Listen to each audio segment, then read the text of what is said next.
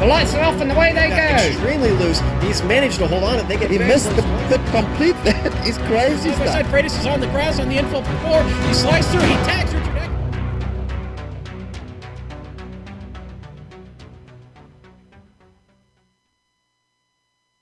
Area 51, casinos, Nellis Air Force Base. That's right. We're in Vegas, baby, and we've got all the action of the round 6 of the Premier Racing League Patriot Fire Cup Series coming up next.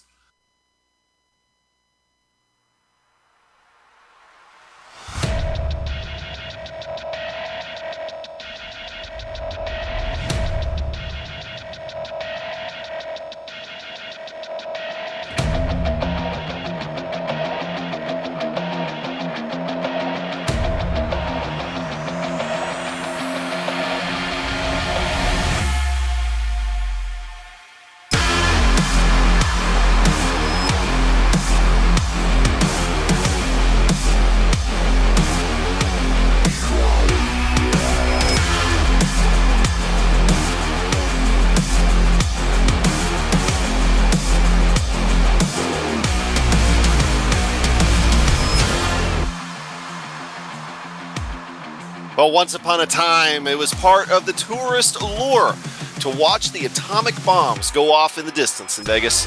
But tonight, we're going to have a different kind of explosive excitement with the American Pool Supply 200 at Las Vegas Motor Speedway.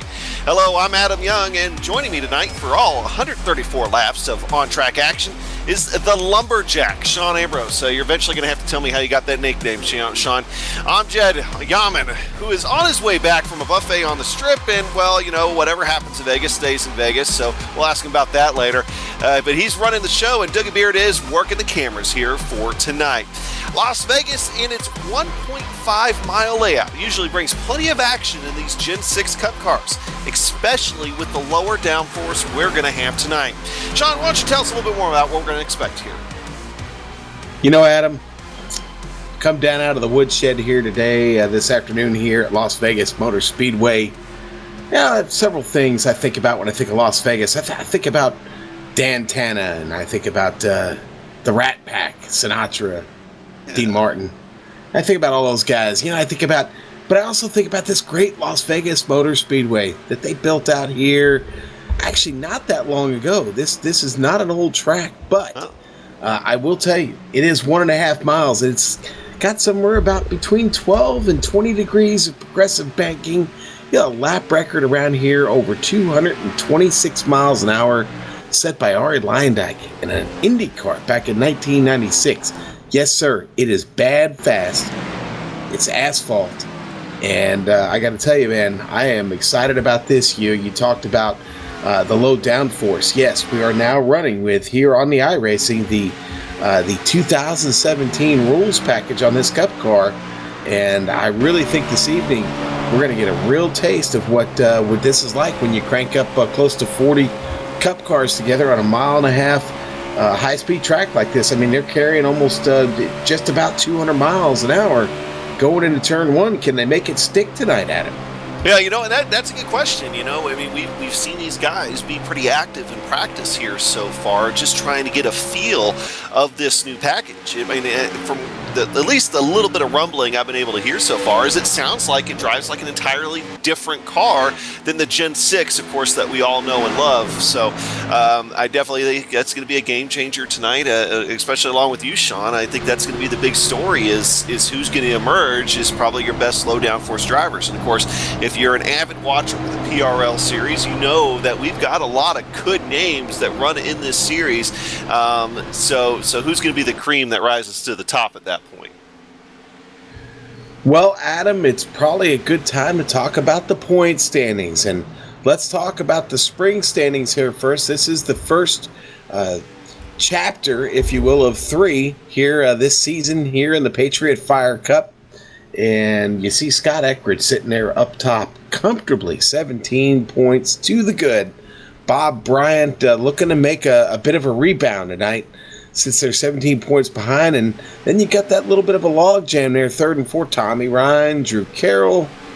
And then we go back to 5th, 6th, and 7th, and it's anybody's race there. Ricky Hart, Nick Cohan, Rhett McBride.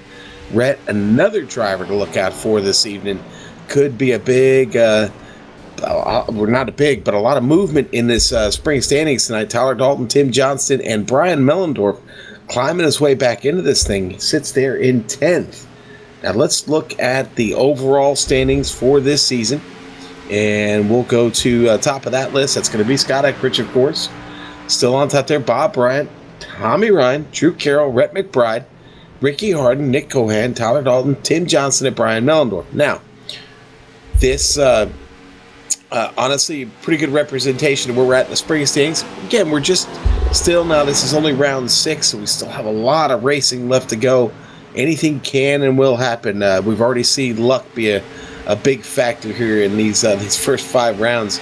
And, it looks like we might have, I think we might have an interview here coming up, Adam.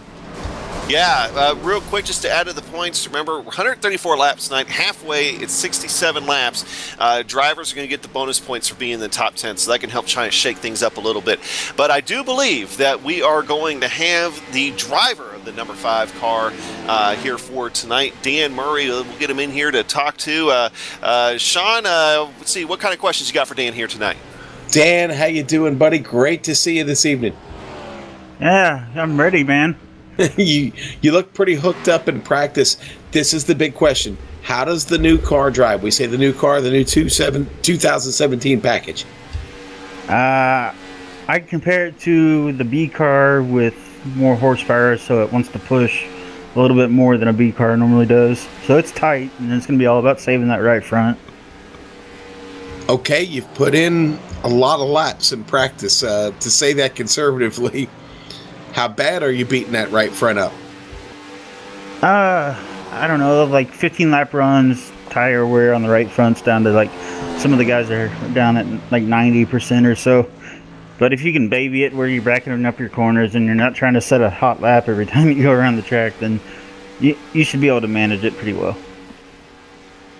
Well, Bob, I know you're looking to rebound this week. I'm sorry.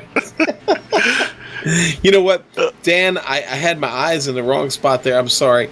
I know you're looking for a good run tonight. What's the expectation as we get started here this evening? Top 5 would be great. If I can't, then I just want to get wrecked out early enough to where I can go run the dirt stuff a little more. All right. Well, Dan, we thank you for coming in for just a moment. I gotta ask Dan one question here real quick. Go ahead, Adam. Okay. just because you brought up the dirt stuff, what's your favorite dirt item so far? Oh, man. 410 sprint car and super late model. All right. Yeah, that 410 is a lot of fun. Dan, thanks a lot for a moment. Sorry about the Freudian slip there. My eyes were not in the right place, my friend. But, hey, I know yours will be on the track. We look forward to maybe talking to you again here this evening. Yeah, man. You guys have fun. You guys do a great job, so thanks. All right, buddy. Get a qualifying run in. We'll talk to you soon. And that was Dan Murray, Illinois driver, the number 5. Adam? Yeah, of course. We're in Vegas, so I guess you have an excuse for your eyes not to be in the right place. Just saying. Yeah, I was watching an old Bob Hope Las Vegas special there, and there you go. Hey, all right. So real quick, we're watching practice wrapping up here, Sean. Of course, eyes right now on Randy Oakham, 30th place car so far. Of course, very very tight field. Of course, oval racing you usually end up a little bit tighter, but also tighter than I expected to with the completely new rules package. So this one might be a little bit difficult for you tonight. What's going to be your woodshed pick? Boy, I thought about this a lot today, and I'm not going to go off the practice, but I just had a good feeling. I think Bob Bryant's going to make a statement this evening. I think he's going to make it here. The Mid-South driver looking to get that number 53 into victory lane this evening. I think that's going to be the driver to watch for a victory this evening. Well, that's certainly a good pick. Very consistent finisher there. Of course, we're going to watch a little bit of his qualifying here tonight. They've got 10 minutes on the clock, but everybody's going to be able to get 2 laps in here at speed to try to set down a good qualifying lap. And Sean, and of course, we're all going to be adjusting to this new rules package. So forgive me for putting you on the spot here if you haven't had a chance to do anything with it yet. But which lap should be the fastest here? Should it be the first or the second? Should be the first.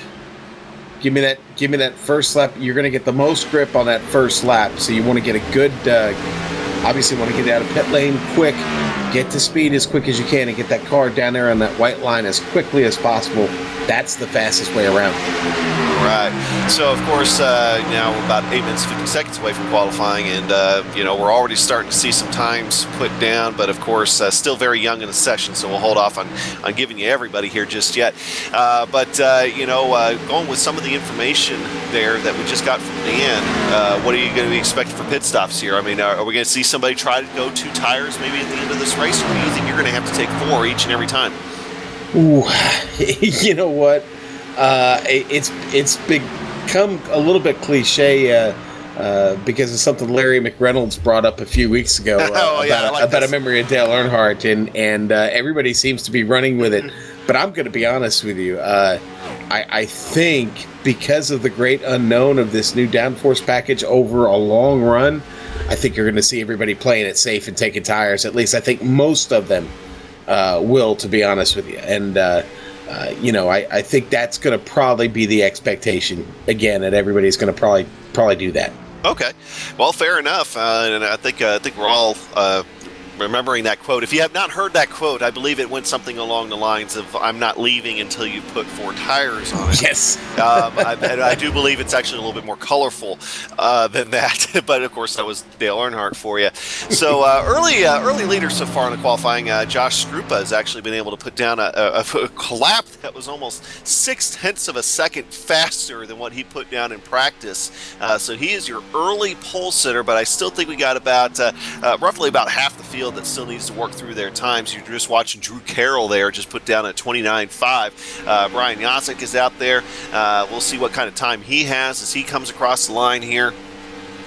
And looks like it's going to be a... Drum roll, please. Okay, it's first lap. Okay. Yeah, this is Brian's first lap. One of the big surprises for me early is James Corhula sitting up there in third right now with a 48.7. Nice effort by him. I was a little worried about James this evening. I didn't think he had the focus tonight. He's been a very busy man lately. Well, I can tell you that not only that, just looking at the practice times versus the qualifying time so far, I wonder if we had some sandbaggers there in practice. So we're going to be seeing the field jumbled up just a little bit more than what we saw there in practice. But hey, that's going to make for a more interesting race, especially as we go along here. But these guys are going to have a long way to go tonight to get the job done. Of course, once again, I believe the race distance tonight is 134 laps, halfway at 67 laps. So a long way to go for these guys. Well, and we've got a couple drivers out on track now, just starting their laps, Nick Cohan and Scott Eckridge. And we've got to get this, they give the 5 minutes for qualifying and 5 minutes for driver's meeting. So they are out there getting those laps in now. So we still could see some changes here at the top. Absolutely. And seeing Scott Eckridge right now on top. Of course, Scott Eckridge on your screen a second ago. He led the way in practice, so we'll see what kind of lap time he puts down. Nick Cohan here, he was the 11th fastest in practice, so it'll be interesting to see if he's able to pick up any time from what he was able to run in practice in his Toyota Camry. And it looks like, first lap's actually a little bit slower than the best one he ran in practice, about a 29.6. That's going to put him right now 21st on the chart. Boy, I never like to wait. I just get out there and qualify, man. I'll admit I'm pretty much the same way too. As soon as that qualifying session starts, I'm usually rolling because there's no point in me waiting around to see what everybody else is going to do because, well, I've never been the strongest qualifier, but that's me.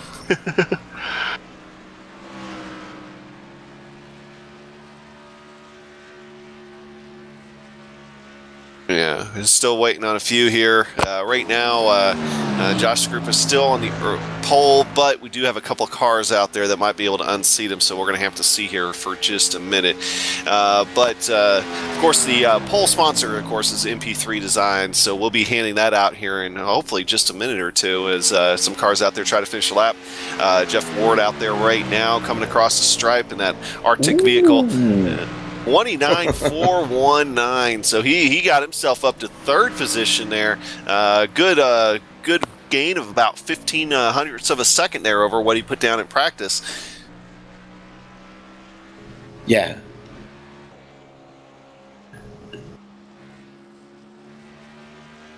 Eckrich still on track here. He's going to get in this I think would be his last second lap here. Or is this his first lap?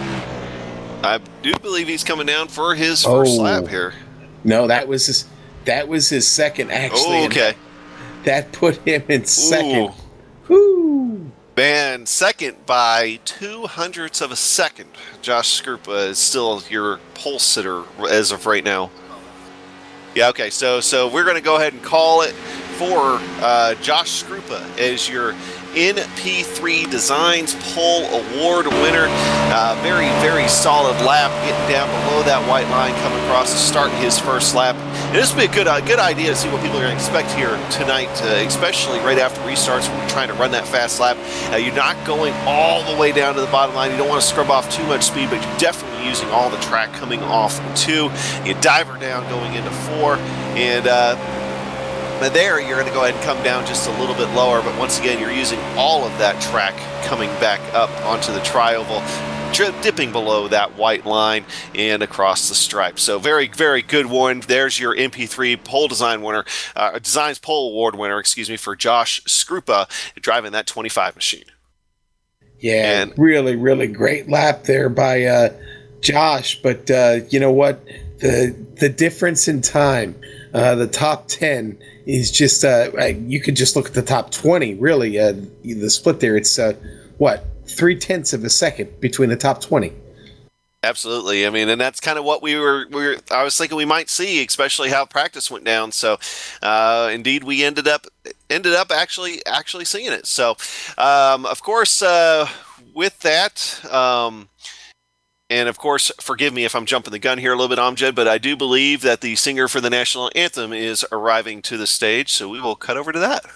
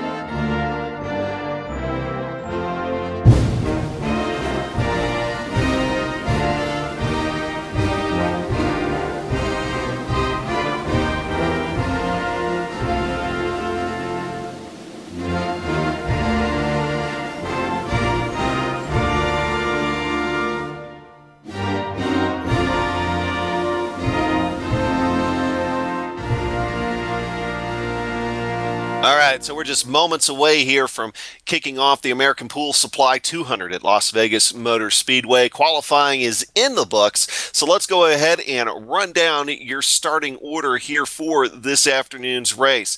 And of course, starting on the pole, as we were talking about, your MP3 Designs Pole Award winner for today, Josh Skrupa, starting in P1, but just barely off the pole is Scott Eckrich in second place. Row 2 is going to be comprised of Tommy Ryan on the inside and Jeff Ward on the outside. Yeah, the inside of row 3 is going to belong to Gregory McDougall II. Only 66 hundredths of a second off, thousandths of a second off your pole award. So, wow, very, very tight at the top of this field. And James Grahula with a solid qualifying effort. He'll be starting the outside of row 3 in 6. Row 4 going to go to Rhett McBride and Tyler Dalton. Row 5, Tim Johnson, and of course our pre-race interviewee, Dan Murray. All right, Dan, we'll go back to row 6. Michael Krobach, Thomas George. As Steve Ritter and Norman Pelletier III will be starting in row 7.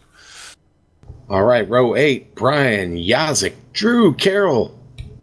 Travis McQuestion and Reed Rundell will make up row 9. Bob Bryant, Devin Cannon are going to fill out row 10. And I'm hearing plenty of dirt comments already from the drivers in chat about this being asphalt or something, so who knows. But Ricky Harden will be starting in 21st on the inside of row 11. Brian Mellendorf on the outside in 22nd position. Ah, yes, lovely. Row 12 is going to be hashtag Adam Blattell and Nick Cohan. And row 13, Justin Rodden and Randy Yoakum. All right, row 14 going to be Paul Freshe Peppa and Snoop Doggy Don Runkle. Joshua King and RJ Williams will be in the 15th row. All right, and then I'll tell you what, we get this row 16. It's going to be Rick Thompson and Woodrow Mahan. Yeah, Calvin Filarski starting in 33rd, Gerald Livingston starting in 34th, and I'll round it out, John Wilco starting shotgun on the field in 35th position. 35 Cup cars, Monster Energy Cup cars getting ready to go. Got my Monster open here. You get Monster? It's been open. I do. What deal did you sign to get that? Amjad, I'm lacking over here, buddy. I just got a Powerade, man. 7-Eleven, 2 for $4. That's the deal I got. Well, the good news is that I think tonight for the Premier Racing League race, you are not going to need that Monster to stay awake. I do predict that we're going to have some excitement here for tonight. That pace car getting ready to roll the cars off, and here they go as they're going to start the pace lap. Just one pace lap, of course, with the track being over a mile in length. So we'll be getting the green flag here momentarily. I will say two surprises, at least to me. And Sean, you can correct me if I'm wrong, but of course Josh Krupa starting up front, considering the fact that what his practice time and ended up being what his qualifying time ended up being. So surprised by the effort that Josh Krupa was able to put down in that Patriot Fire car. So congratulations to him. But I do like the fact that Tommy Ryan is starting up front. Tommy, of course, to me, he's always one of those guys that's just very consistently he finds a way to get to the front. And tonight, well, I think that he's got himself in a pretty good starting position out there here this evening.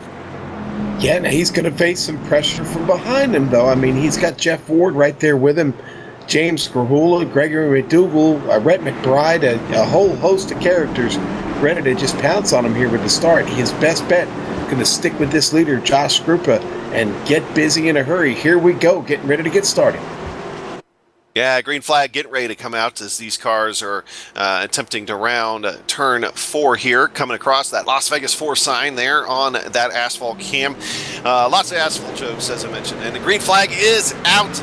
Josh Krupa taking the stripe, going across the line. Tommy Ryan gets a good start. He's going to try to grab second position away here very early on. Josh Krupa moves up the track. They attack turn 1. Tommy Ryan going into second position. It really seemed like that inside line got the best run at the beginning.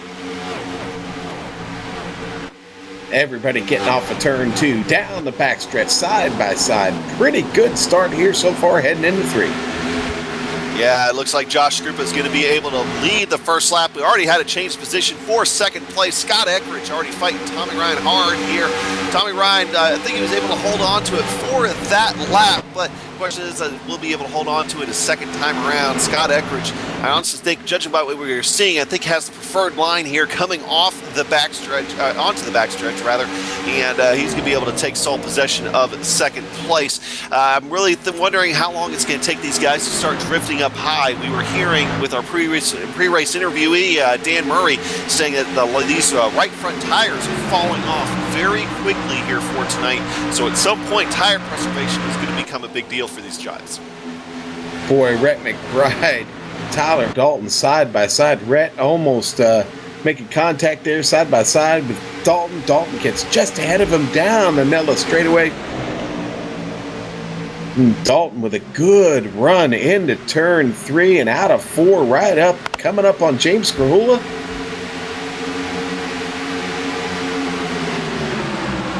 Yeah, very, very nice tight pack here. It's definitely some of the more bigger battles on the track, but looking up now, Jeff Ward is having to fight off Devin Cannon for third position. Devin Cannon's going to actually fall all the way. Oh, excuse me, Devin Cannon is lapped down. Excuse me, that's on me. My apologies. Getting a little mixed up here early, but Jeff Ward is up there now in third position with Scott Eckridge in second, Josh Skrupa in first position. Tommy Ryan falling back to fourth a little bit, but I'm wondering if he came back to fourth voluntarily as opposed to trying to hold position there, doing what Tommy Ryan likes to do and just kind of be consistent and get to the end of the race and see where he's at. Behind him, of course, rounding out the early top five is going to be Gregory McDougall. Back to the lead. We're looking up to the front. We do have, Scott Eckridge, and it looks like, Josh Skrupa now going to be fighting for the lead, coming off four. Josh Skrupa is going to take a look inside, going down the front straightaway. Josh Skrupa is going to shut the door. How are we going to look going into one here, Sean? Going to look very, very busy and very close. You see Scott just driving right up on him. Going to look to the inside, coming off the turn. Yeah, Jeff Ward also trying to get up there and make his presence known in that little battle there, but he does back off a little bit going down the back stretch. And I'm getting all sorts of tongue-tied here tonight. Easy for you to say. It's been one of those kind of days. But of course, battle right now up front is Scott Eckridge. And now I would think at this point, for the sake of saving that right front tire, you want to be in clean air. Try to get as much downforce across that nose as possible. Listen, I'm sorry, 3 wide coming out of 2. Nick Cohan, Bob Bryant, the 93 up there. Travis McQuiston, 3 wide. Bob Bryant is the meat. Watch out. Yeah, Nick Cohan on the bottom there. Oh, there we go. We got contact. That didn't work out. That didn't work out. Nick Cohan got contact, 93 car. Mellendorf gets hit on that. Travis McQuestion is the one that gets the raw end of that deal, and that's going to bring out the first caution of the day. Amjad very quick on the replay here. You can see them dive 3 wide going into 3. They hold it going through 4, but then things close up, and the guy that was on the outside sometimes is the one that ends up not working out for. Thankfully, I don't think he ended up with a lot of damage, but well, then again, looking at the car again, I think he ended up with a little bit more than I thought, unfortunately, for Travis McQuestion. And going to ride on board with Mellendorf. He's going to get clipped here late as they're coming across. Going to get just into the side of him there, and you can see the right front damage on his car. That's where that damage happened at there, too, on McQuestion's car. So, tough break for those guys. I don't think the front end of that Toyota Camry on McQuestion's car is supposed to be that flat. I don't know how that's going to do for his aerodynamics, but maybe his pit crew will be able to knock a little bit of that out and get him back into at least a competitive position. But definitely the Travis got the back end of that deal there was just some racing contact. So first caution of the day, we are not quite 10 laps into this race. We're working lap 9 now. What's going to happen? I think we're going to see some pit stops here. I think so. Definitely, some of these guys are going to need pit stops. Nick Cohan being one of them, but several drivers definitely going to need to come in. Bob Bryant got some pretty significant damage in that as well. But we're watching him come down pit lane now. It is a mad dash. Everybody coming down. Oh, we got one car staying out here. I think that probably going to be Devin Cannon. Devin was reporting a hardware malfunction right before the race, and I think that's what kind of dropped him back a little bit, unfortunately. But now we're going to watch the race off pit road. Looks like Josh Skrupa's right sides are up go the left sides, and well, I have to see. I wonder if Scott Eckridge had a little bit better of a pit stop there, but no, Josh Skrupa's going to be able to retain the lead coming off pit road. Scott Eckridge following right behind him in second, and Jeff Ward comes out in third. Boy, look at that race off of pit road. Great shot of that as everybody racing off to the line there. And it's time to let Brutus out, Adam. Yeah, of course. There you go. Brutus with the Coastal Safety Auditor's lucky dog will belong to Devin Cannon, which explains exactly why he stayed out there to be able to recoup one of those lost laps thanks to his hardware failure and hopefully get back into contention. And I do think he only lost 1 lap, so this should get him back onto the lead lap there, Sean. It will. In fact, he gets the big reprieve. That's going to be a good break for him. And you know what? He's got a clean race car. He's back in this thing. He's just going to have to be patient and, just play a little bit of strategy here. He should be just fine. Well, we'll have to see if the lights go off the pace car. No, the lights stay on the pace car, so we got at least another 2 laps here before we go back to green. So let's go ahead and take a very quick break, and we'll be right back.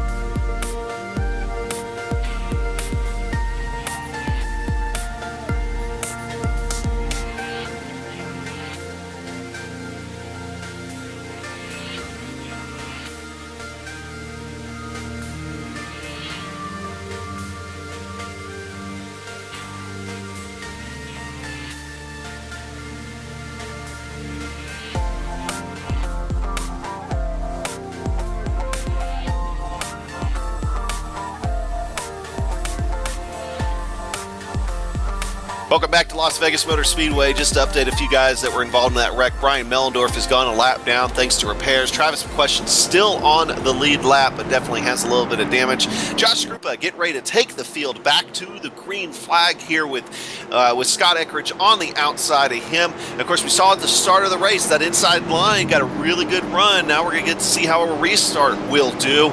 Of course, got Jeff Ward right behind Josh Krupa. Jeff Ward kind of lagging back just a touch. That inside line this time actually kind of backs up a little bit. Josh Krupa takes her right down below the white line, going down the front straightaway. And it looks like Scott Eckridge is going to be able to get in behind him. But Tommy Ryan taking a look now for third and maybe even trying to take a look for second. But Jeff Ward gets back to the inside of him, and that preferred line going to the inside of the track. And will retain Josh Krupa in first, Scott Eckridge in second, and Jeff Ward in third here as they get ready to complete the first lap back from the restart. Tommy Ryan now in fourth position when he's got James Grahula. James Grahula is being able to stay up front here early there, Sean. You see that pack back there side by side. That's going to be Tyler Dalton and the number 7 of Michael Krobach just behind them. That's a good battle coming up the 87 here on the outside. Here comes Drew Carroll. Dalton stuck down there on the bottom. The high line seems to be moving a little bit right now. Yeah, one guy that cannot seem to get that. Oh, got another wreck right Dan behind Murray. Tommy Ryan. Who's in there? Dan Murray's involved. Tough break for Dan. Cars sliding still all over the track here. Paul Pepper in the grass. Greg McBride smoking. You're going to see it on the replay. Dan's car starts to step out. The rear starts to come around. You're going to see it, the number 5 right there. Oh, hard contact. You see those 4 cars there stack up, and then more cars get collected as they come back down the track. I think we ended up with probably about 9 or 10 cars involved in that accident right there. Yeah. Brett McBride's one of the cars that got the worst end of that, I think. Of course, Dan Murray did too. One car that it probably benefits at least a little bit that was not involved in it. I think Travis McQuestion, he was behind it, so he's going to be able to repair some of his damage from that first incident. But tough break for a lot of these guys. You're riding on board Dan Murray looking out the back of the car. And, but now, very early on in the race, several heavily damaged race cars. Yeah, Ricky Harden was another car that got a piece of that. Brett McBride got torn up in that. Just a mess for several cars there. Adam Blattle is pretty well tore up here. Now, again, that there was, I know on the replay there it looked close, but I did not see any contact. It really did look like Dan's car started to step out a little bit on him. He started to lose the rear on it, and then everything, of course, just kind of dominoed after that, unfortunately. And again, that's just going to leave a lot of cars here at a disadvantage early on in this race. We're only 15 laps in right now. Yeah, we had the accident and everything, but now pit stops. We had a number of guys, including the likes of Scott Eckridge, come in. So now that's going to shake up the top half of the field with Josh Skrupa still out there in front. Tyler Dalton is now taking over second. Bob Bryant will end up being in third. Randy Yoakum in fourth position. And then John Wilco possibly in fifth here. I think Brian Mellendorf is looking for the lucky dog. I think they're trying to figure something out right now, so we'll stand by on giving him the official call. I think there was some black flags that ended up happening because of that accident, so we'll stand by on that here just a second. Yeah, I'm watching that now. Let's see if Mellendorf gets that wave around here. Everybody's still cycling out of the pit here.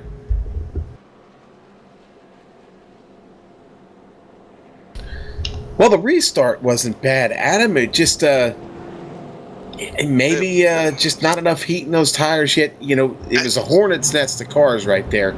I think that was part of it. Yeah, not enough heat. I think the low downforce package definitely played a little bit of a role in that, and it was more of. I think too that these guys are reporting tight conditions, but sometimes when you take that air off the rear spoiler because they shorten the spoilers, it almost kind of comes into like you go from being crazy tight to all of a sudden snap loose, and I think that's kind of what happened there with the back end stepping out of the car. But just an unfortunate deal for several drivers out there. Okay, their misfortune though is opportunity for many. A lot of guys here are going to benefit from that, and they got to make the most of this opportunity. Still a lot of racing left to go here this evening, so this is encouragement for a lot of guys that are fighting up through. Woodrow Mahan is up 21 spots here, Adam, to start this race right now. Talk about building a little confidence right there. He sees guys going to the wayside here, and that's more positions in front for him here if he keeps the pace he's on right now.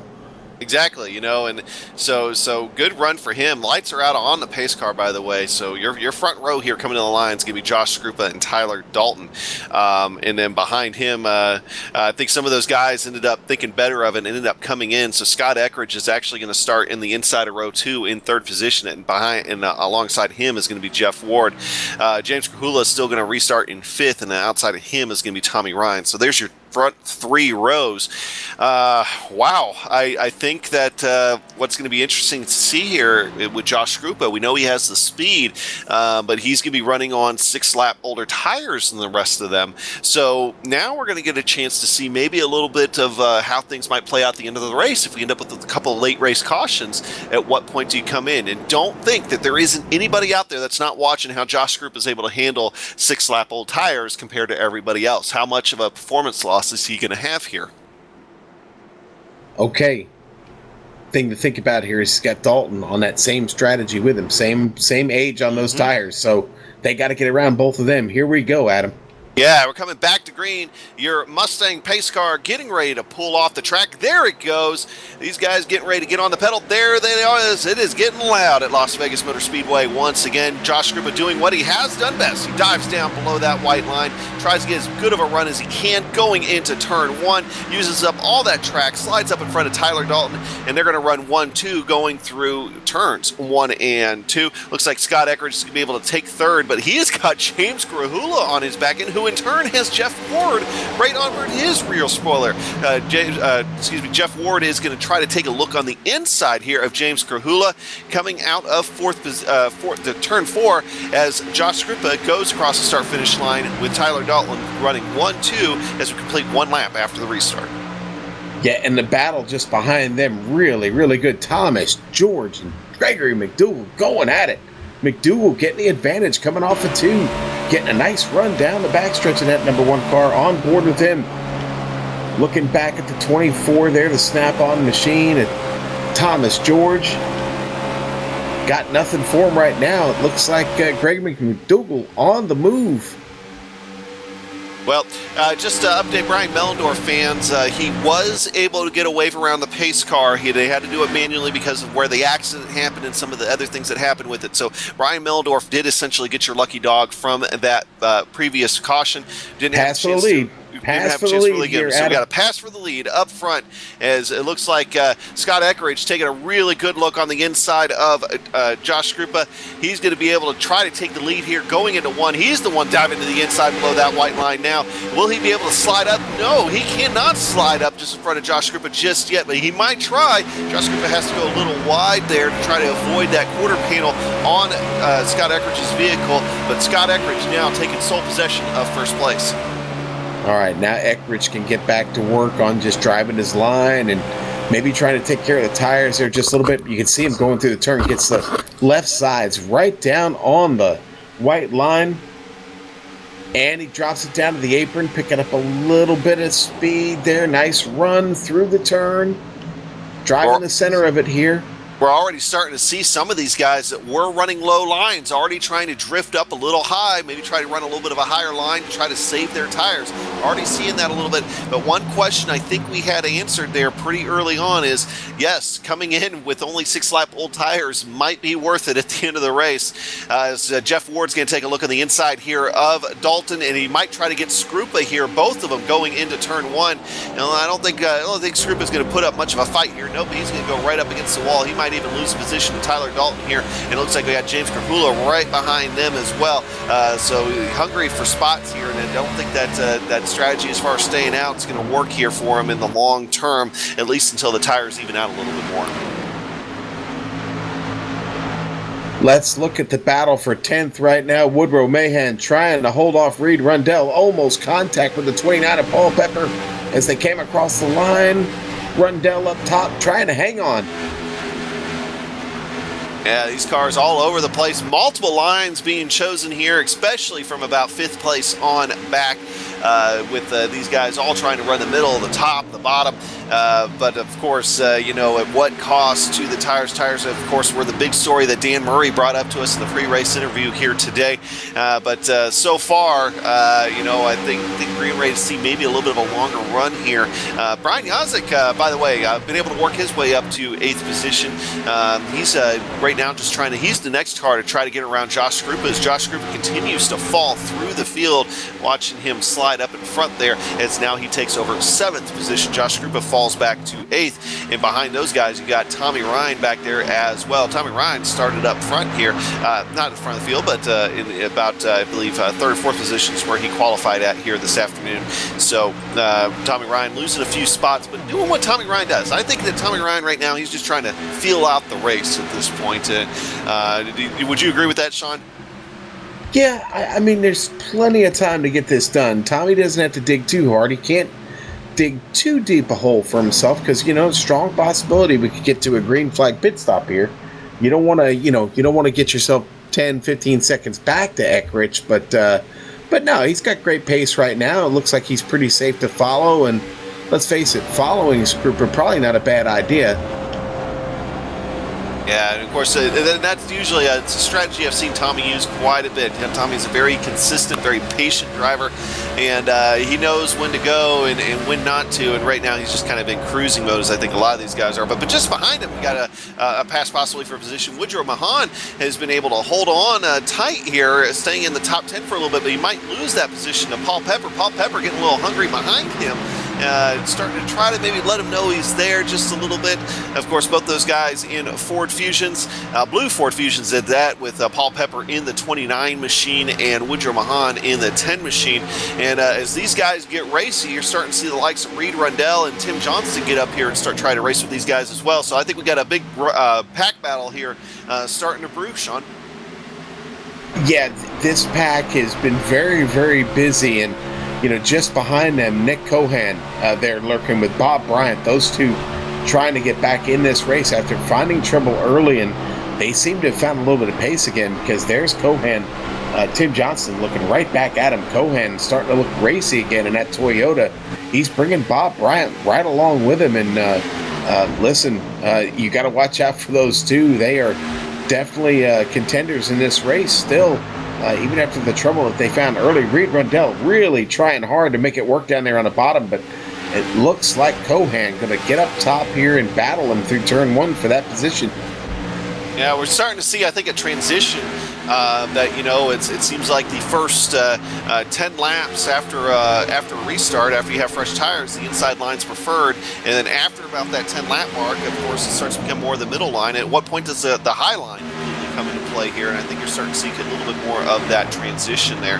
But these guys are, of course, racing hard up there. I've got somebody in the grass. Peltier was in the grass just a second ago. Yeah. Be able to get it on the pit road and away from the field. No caution. Yeah, he's running that bootleg Outlaw Modified this evening there. Norman had some trouble earlier, unfortunately, and the front end's knocked off that machine. He's just trying to get out of here and get some points, but I think its days of being competitive are long over tonight. Yeah, and maybe he's just anxious to make his car look a little bit more like a dirt modified or something like that. So, those ones have fenders, so we're gonna have to put some fenders back on there. Hey, we're about a quarter through the race here. Real quickly, while these cars are for the most part running single file, let's work through the field real quick. Tell you where everybody's running at, everybody that's still on the track. Scott Eckridge, of course, up front right now. Scott Eckridge starting to try to get some distance between him and Jeff Ward, but Jeff Ward's being a little bit more on the pesky side, still about 0.6 of a second back behind, but Jeff Ward in that Arctic machine having a solid run here for today. Possible pass for position while we try to work through the field. James Kahula holding on to 3rd position. I got Gregory McDougall underneath him, and we'll stay with these guys here for just a second. I wonder if James Kahula is going to start to lose a few spots. Indeed he does. I just don't think he's putting up that spot. It gets a little bit of a tight spot there. So Gregory McDougall takes over 3rd position. Now Thomas George is going to be running in 4th position. Good run for Thomas here in the early going at Las Vegas for the American Pool Supply 200. So good run for him. He's got James Kahula now right on the back end of him. James Kahula is going to be trying to recoup a few of those spots that he just lost. And behind him, hey, two friends right there between James Kahula and Brian Yazik. Of course, you know both those guys from GSRC. So good runs for both those guys, both running up into the top 10 this afternoon. Behind them, Tommy Ryan. Tommy Ryan leading the next little pack of cars that we're going to have to watch here. In that number 6 machine, the Northern Tools machine. And right behind him, we're going to have a battle for position. Paul Pepper looking on the inside of Tyler Dalton. Those guys are racing hard here. It looks like Paul Pepper's going to be able to take advantage of slightly newer tires than Tyler Dalton to be able to complete that pass. So Tyler Dalton now will move back into, I believe, ninth position there. And behind him, we have the guy that led much of the early part of the race, Josh Krupa. Now he's going to try to get around, get a little loose trying to get around Tyler Dalton. That was almost a big deal. Then behind them, also trying to get that pass on Tyler Dalton is Woodrow Mahan. Woodrow Mahan still holding tough into the top 10. So good run for Woodrow Mahan. As you mentioned there a little while ago, Sean, that should be a good confidence booster for a good old Woodrow Mahan out there. Behind him in the 54 machine is Tim Johnson. He's having to hold off the likes of Nick Cohan right now.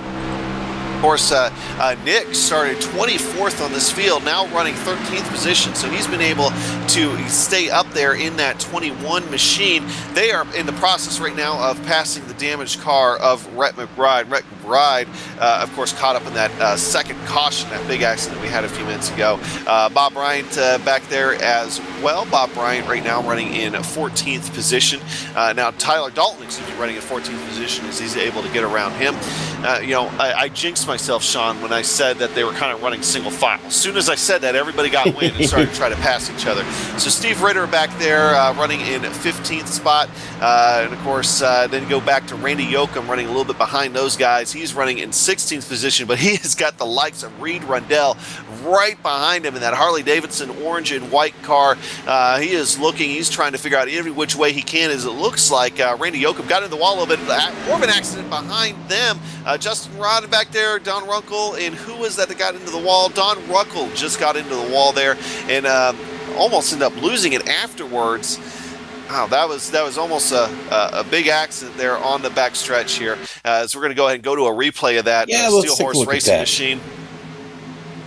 See what happened here to Snoop Doggy Don. Oh, right past the safer barrier, and then when he came back down on the track, almost lost it again. But thankfully, he was able to keep it straight. He has a little bit of damage on the car, so he's going to be hoping for a caution here sooner rather than later. And, of course, that cost him several positions. So let's go back up to Justin Rodden real quick. I believe that's where we were at. 18th position is Justin in that black 27 car.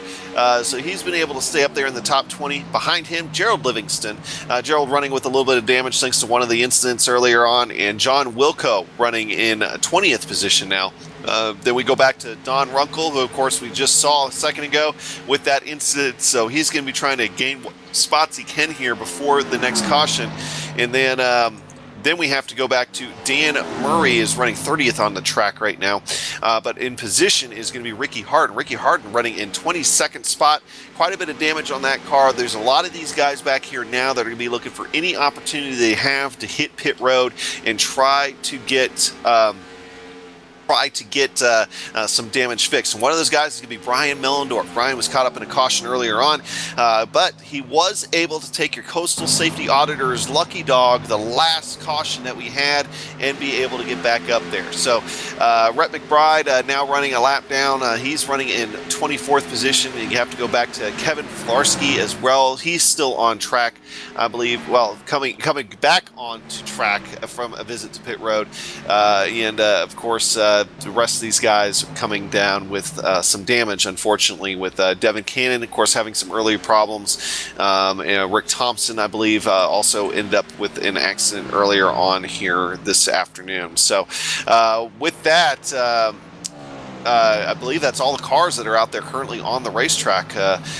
So go back up to, I believe, 4th position here. We got a battle going on. Brian Yazik with running out there with Thomas George now on his outside. Sean, have you been watching this here last minute? I have, and George has been very, very patient, but I'm wondering if as we get close to the pit window starting to open up, if George maybe wants to try and make a push here to position himself for a quick in and out and ahead of Yazik, because don't look now, but in about 20 laps or so, just a little over 20 laps, we're going to be talking about that halfway bonus. Yeah, absolutely. That halfway bonus is a big deal. Remember, the top 10 do get points for being in the top 10 at halfway. And as tight of a points battle that we have in that top 10 right now, that can make all the difference as we get to the end of the season. So you want to take every opportunity that you can of that. Up front right now, Scott Eckridge has worked himself up to almost a 2-second lead over Jeff Ward. Just to give you an idea of what we've seen here as far as tire fall off, of course, it was something big that we were talking about. Looking at Scott Eckridge's first laps after that caution were about 29.7 seconds. We've already seen him fall off to about 31.5, so we're almost seeing about 2-second fall offs amongst some of these top guys out there, between pit stops and tires and everything else. So pretty significant tire fall off out there, Sean. I'd say so. I'd say that's pretty good data. Now, they have all been experimenting with different lines, so I think there is a little bit of learning going on out here still. Guys taking notes. I think, we'll see, the last part of this race. I think it'll be lessons learned. And I think most of these guys will have figured out a strategy to kind of take a little bit better care of these tires over a stint. Yeah. This has been a great session right here of a nice green flag run now for about 32 laps now. Yeah, exactly. And, one of those guys that seems like he's having a pretty good time of trying to figure it out is Gregory McDougal back there. Being able to try to give Jeff Ward a run for his money. He's tucked up right underneath his rear spoiler. You're looking at him going into 3. A good old Chevy versus Ford battle there. Gregory's going to try to get a good look here going to the inside down the front stretch. No, he switches gears, tries to go to the outside, then tucks right back behind him. Maybe try to get a little bit of a run going into turn 1. But no, he's going to think better of it. Just kind of sit back there and I jinx it again. As soon as I say it, he gets a run on the inside. Might be able to have a good position to maybe try to do something here down the backstretch. Yeah, these two are hooked up, man, and can't seem to get away from each other. Gonna give it to McDougal. Oh, and Ward's gonna try and cross him over coming out of Ford. No, Ward's coming in. Ward's coming in the pit. Gonna take that pit stop. Here comes Jeff Ward.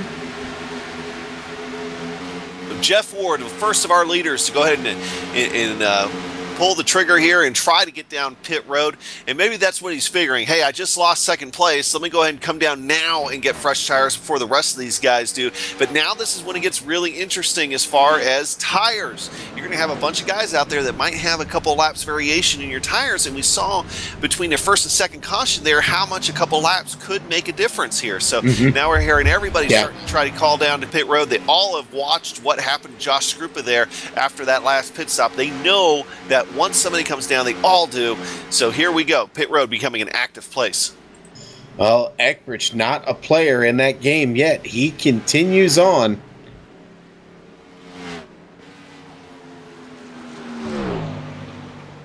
Yeah, Tommy Ryan is still out there. It looks like James Krahula has not elected to come down yet. Neither has Thomas George. Some of those guys, Brian Yazik also has not come down yet. So some of these guys might just be waiting to see what Scott Eckrich does here. When will he come down? But the longer you wait, the more time that you're losing. Sometimes, some of these guys, sometimes a strategy is, hey, I'm going to wait for a caution to happen. But sometimes if that doesn't happen, you might be kind of shooting yourselves in the foot a little bit here. So interesting to see the strategy play out here as far as trying to stay out.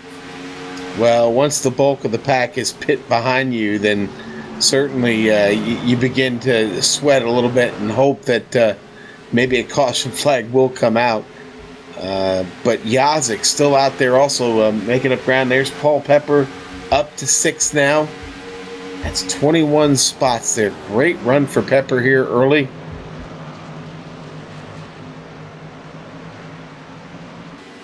Tim Johnston sitting there in 7th. Another one of those drivers still has not pit. This stint here coming around 38 laps. Yeah, nice long green flag run here. Kind of what you would expect from Vegas, but we're looking at Scott Eckrich. Scott Eckrich out there right now. Of course, riding on board. I believe this is Jeff Ward you're riding along with. His last lap was a 29.933. You're looking at Scott Eckridge's last lap was a 31.92. So right now, Scott Eckrich is losing 2 seconds a lap to Jeff Ward. Brian Yazik coming in. The HPP Simulations Ford is in the pit lane. A little hot there trying to come on down. The cone. I think he made it. Everybody coming in behind him here. Thomas George, James Krahula, Tommy Ryan, Paul Pepper in. Scott Eckrich has just declared that he's getting ready to come down pit road as well here. Well, thanks for joining us, Scott.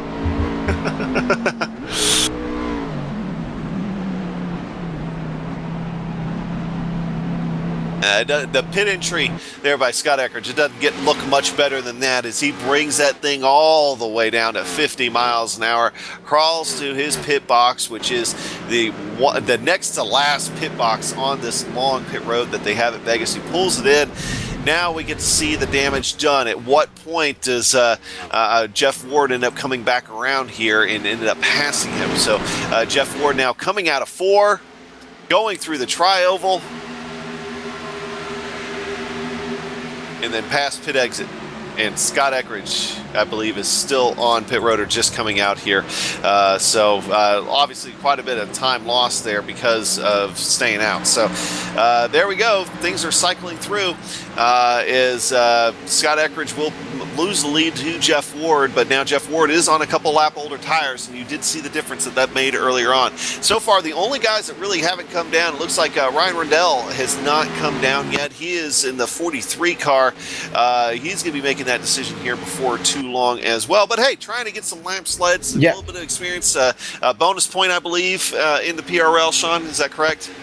Yeah, well, yes, sir, indeed. And, Reed Rundell finds himself at the lead of this race right now, getting that bonus point. He's out there for 42 laps on those tires and that fuel. And the Harley-Davidson machine, as I said, is the leader of this race. He's had a little bit of trouble. He got caught behind one of those incidents earlier, got a little bit of right front damage on the car. But Wilco also up to second. John Wilco started in 35th place, Adam. He's sitting in second right now. Accident on the backstretch. No. Jeff Ward voicing his displeasure. I do not believe we ended up with a caution out of that. No, and Don Runkle's car was slow on the track. I'm not sure exactly what happened to him. Yeah, it looks like he got lost, had lost traction, and coming back into the track. And for some reason, I'm not sure, but he ended up being in the middle of the track when Jeff Ward and Ricky Harden came up. And Devin Cannon had to take major evasive action as well. Yeah, Ricky Harden wrapped the wall hard. Look at we want to ride on board with Devin Campbell here. Cannon here. Devin Cannon, yeah. Yeah, as he comes across. Poor Devin's not had a good night, man.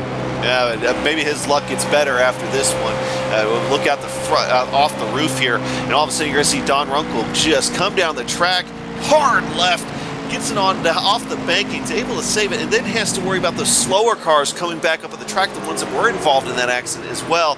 So, Devin Cannon was able to avoid some of that carnage that happened there. But big story, of course, is Jeff Ward. His day is done, front runner there. He was getting ready possibly to take the lead once everything cycled through, but that is not going to come to fruition now. It's not, and boy, what a big development in this race. I'm rather stunned. Tough break. Don loses the car, and then it comes wildly back up on track. Just can't get out of the way. He guessed wrong, or they guessed wrong, but it didn't end up well for anybody involved, and that is unfortunate. Reed Rundell is your leader, working on lap 47 almost here on those tires. Reed is gambling big time here. John Wilco's still out there with him also, Adam. Yeah, so they are the ones that are hoping for a caution right now, so they can pit under yellow, and they missed their caution there. They really probably should have been one, but iRacing's code did not issue a caution, so that was kind of bad break for them, excuse me. But now Nick Cohan, Gregory McDougall, these guys are climbing up, catching these guys very fast now, gaining on them by 2 seconds a lap at this point, in some cases even more than that. But Nick Cohan right now looks like he might be the one. He gets around now John Wilco. He's going to have his sights set on Reed Rundell here before too long. He might come out here with the lead for a few laps. Yeah, Nick Cohan got that Toyota Boogie in right now. It seems to be hooked up. The fresh tires are helping, but he is up to second, and let's face it, he's closing Reed Rundell now, getting ready to put the pass on him as we ride on board. He drops down to the low side, right down there on the white line, out of 4. And your new leader, Nick Cohan, here in the American Pool Supply 200. Yeah, so good run here so far for Nick Cohan in that Toyota Camry. Of course, representing my favorite number 21. very well out there here for today. But Scott Eckridge, he's going to be looking on the inside of him pretty quick as well. Scott Eckridge on fresher tires with the problem that Jeff Ward ran into. Scott Eckridge has now been able to reclaim the lead from Nick Cohan as they come around here, and he's going to be able to take solid possession of that first position. Nick Cohan in second, and Gregory McDougall still in third, but Gregory also on fresher tires than Nick, so he probably is not going to have too much of a problem getting by him. And of course, re-emerging back into the top 5 position, kind of recovering a little bit after that, not coming in, some of those guys having fresher tires. Josh Strupa now back up in the 4th position, and Bob Bryant not far behind him. Yeah, Bob, another driver that's recovered well. Bob in trouble early in this race, still bearing some of the scars from it there on the front end of his machine.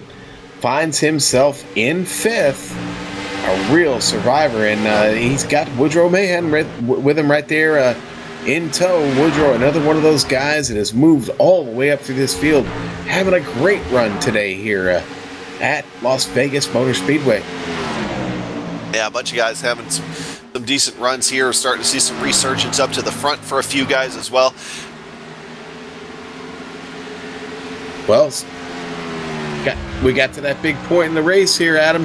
Yeah, halfway point. So now the top 10, of course, gets some points for the American Pool Supply halfway mark.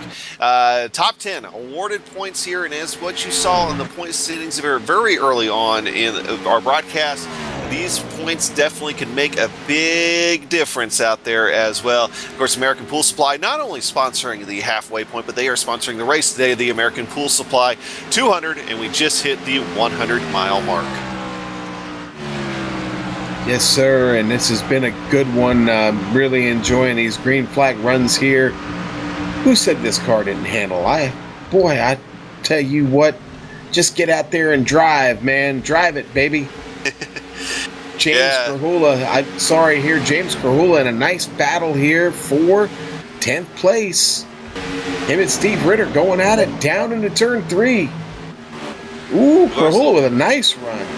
Of course, that's about as far back as James Krahula has found himself in this field here so far today, so he's definitely hungry to try to get a few more spots out of that after everything shaked out from pit stops. So look for him to try to gain a little bit ground here.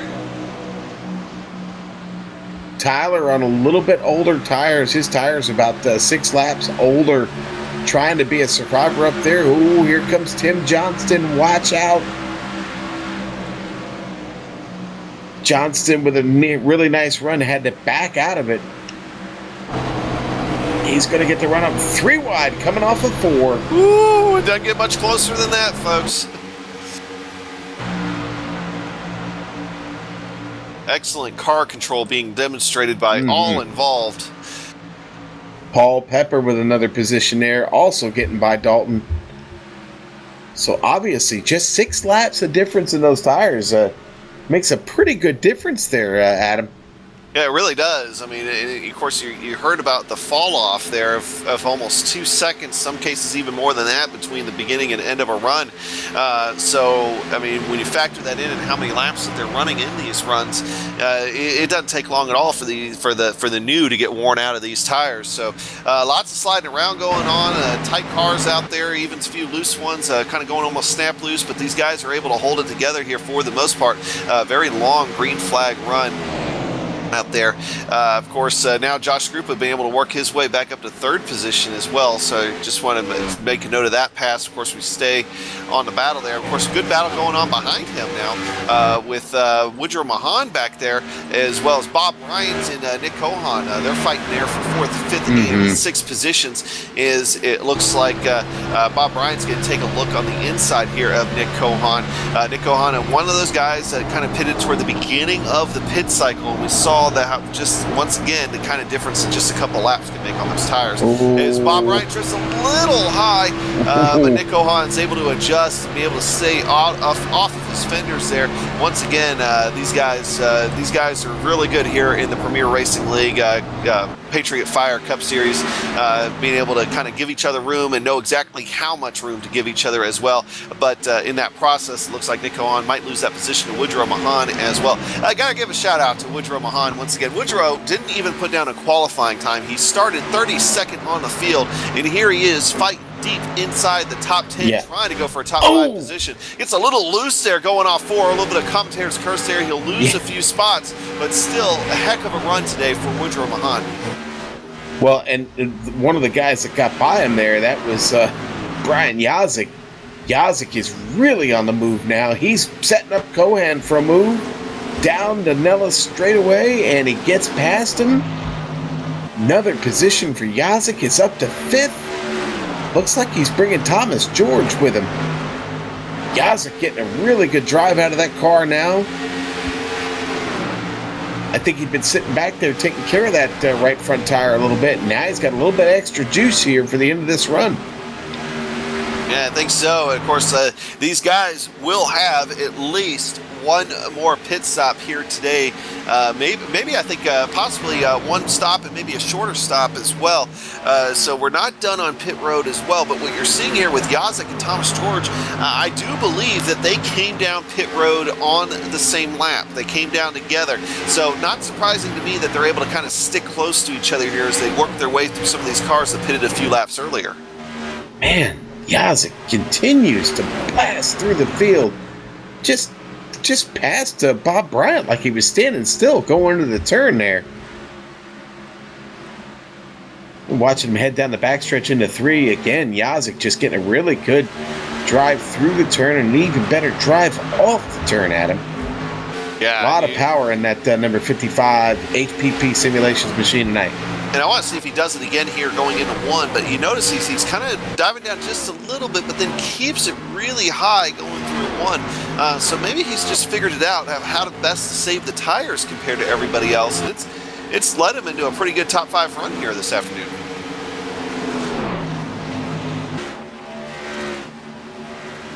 Of course, these guys right now clicking off.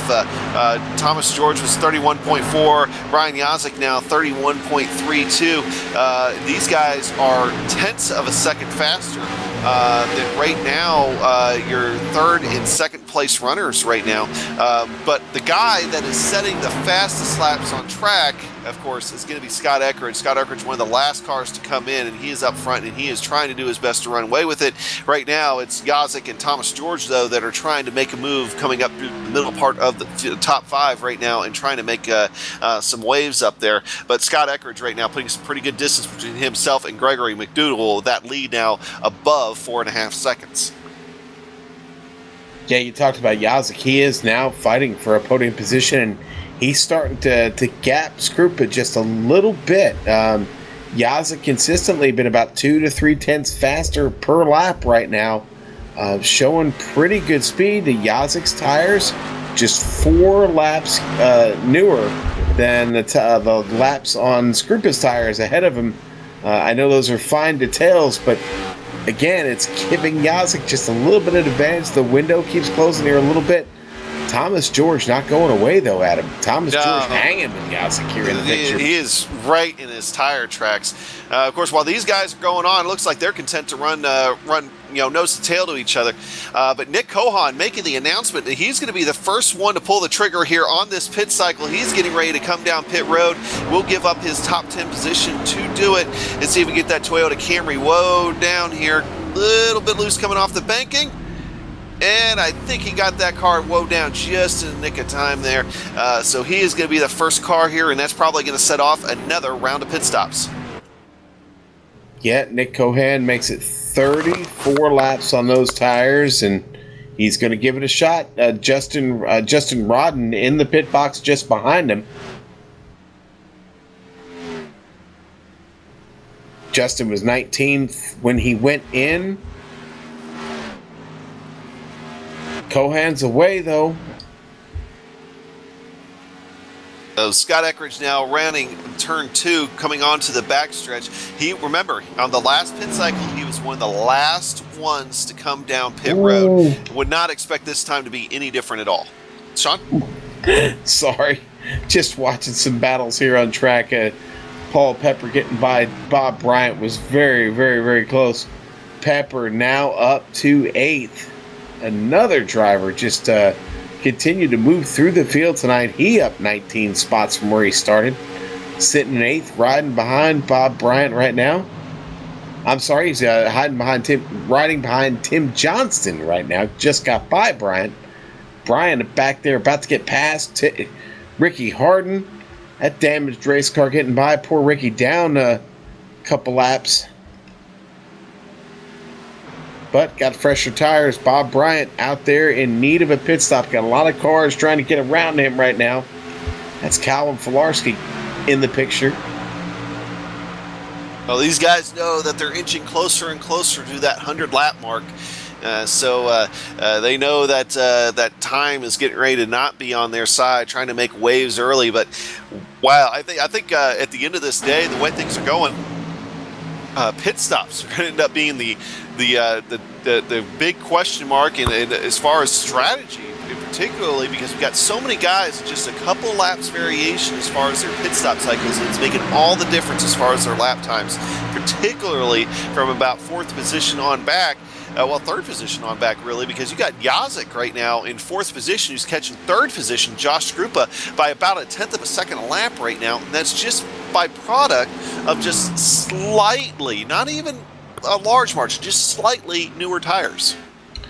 Well, I'm going to be honest with you here. We're in a window right now for our leaders. Honestly, this next stop, with the green flag as it is right now, unfurled and wide open, this next stop probably going to be your last one unless you get a caution here.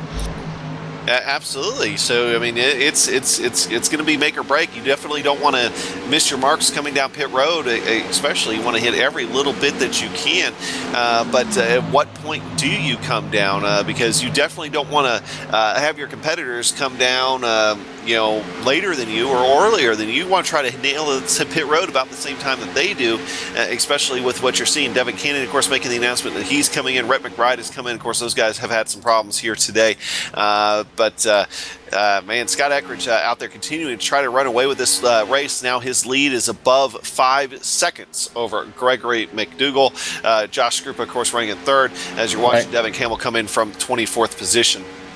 Now, let's remember that what I talked about Yazik earlier, catching Grupa. Gregory McDougall making the announcement that he's coming in pit road. Sorry, Sean. Okay, that's fine. But Yazik catching Grupa now. That is now down to just half a second. And Thomas George still right there with him, too, in his tracks. Yeah, I really think Thomas George is just content to stay there. I would not be surprised to see Yazik and George end up pitting again as Woodrow Mahan's making the announcement that he's going to be coming in here soon.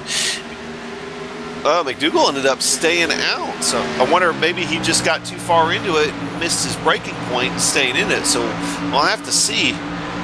But maybe he just noticed that nobody else was coming in around him. Well, you know what? Sometimes you miss your mark for pitting in, and you decide not to do it. It's just, it's not going to be safe. Yeah, was that everybody trying to get by? Was that Rick Thompson there on the back stretch? Yeah. I was just noticing that. Not exactly sure what happened there, but Rick Thompson was extremely slow on the backstretch. As now you're looking at, I believe that's Josh Grupa coming down pit road. Yes, indeed it is, number 25 car. Rick Thompson also again on the end of the wall on the backstretch there when everybody was getting around him too, by the way. But now he's coming in. He's going to drop a few positions, of course. You'll see that on your screen, but that's just because we're right in the middle of a pit cycle now. This could be the pit cycle that kind of determines how the rest of this race goes. Of course, the big question now is going to be, when does Scott Eckridge make his way down pit road? Here comes Gregory McDougall. Yeah, McDougall is in, absolutely.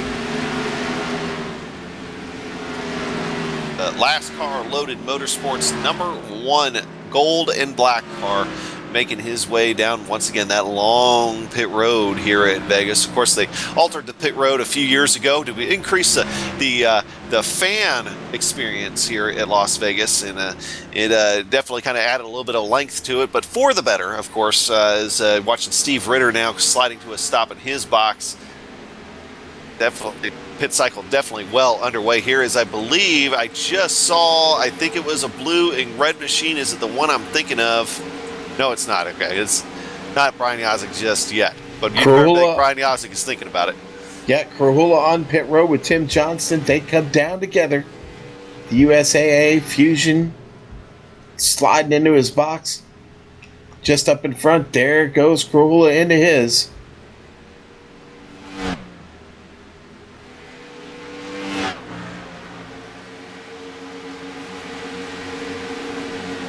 So Yazik and Thomas George staying out another lap. And right now, Scott Eckridge, of course, he is solidly in the lead, up over 7 seconds. But even I think that even Eckridge has been losing ground to Yazik and them here as well. Maybe not this last lap. I think Yazik was a touch slower trying to work his way around traffic, but they definitely got to be thinking here just a little bit. They're definitely setting nearly identical lap times now, as watching Brian Yazik come across the line once again, that 55 car. So, you know, it's we keep saying it. We're making a big road. Oh, there it is. Scott Eckridge just announcing that he's going to be coming down pit road. I believe we'll have to see what Brian Yazik does as you try to stay out an extra lap and you try to get some points out of that or not. But definitely pit road, definitely the game is afoot here. Brian Yazik slows down. Brian Yazik going to come down pit road. Thomas George, as expected, follows right behind him. And, Brian Yazik might have been a little hot, but I think he was able to get it down there just in time. So Brian Yazik, Scott Eckridge, and Thomas George all on pit road here. All right, and Nick Cohan been out on these tires for now 14 laps. Going to come out of turn 4. Looks to take the lead of this race.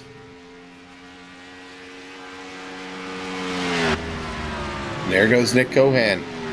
Across the line, your new leader. Good run for Nick Cohan here.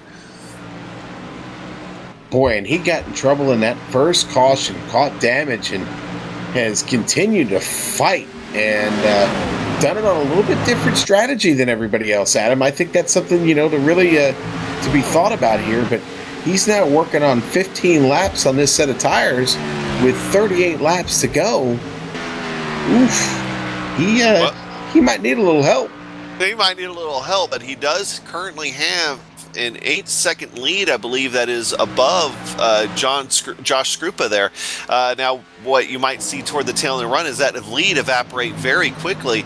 But at the same time, when you get to pit stop cycles like that and this kind of tire fall off, strategy becomes everything. So maybe Nick Cohan found something here, because now,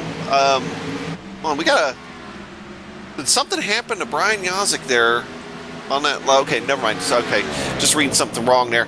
No, Brian Yazik, of course, fell back to 14th, but he does have a couple cars in front of him that have not pitted. So hopefully I didn't scare any Brian Yazik fans out there, but he is indeed okay out there. Oh, that's okay. Brian's been scaring his fans for years. It's all right.